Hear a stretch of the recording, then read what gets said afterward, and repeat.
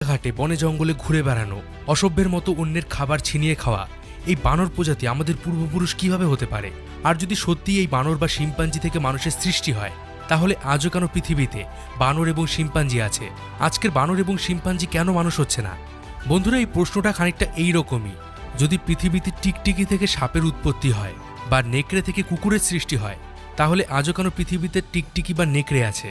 আজ এই সমস্ত প্রশ্নের উত্তর আপনি এই ভিডিওতে পেয়ে যাবেন একদম সহজ ভাষায়। তাই ভিডিওটি খুবই মনোযোগ দিয়ে দেখুন।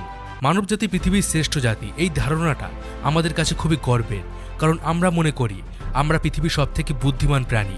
তবে এই ধারণাটাই আমাদের চার্লস ডারউইনের অরিজিন অব স্পিসিস তথ্যকে মেনে নিতে বাধা দেয়।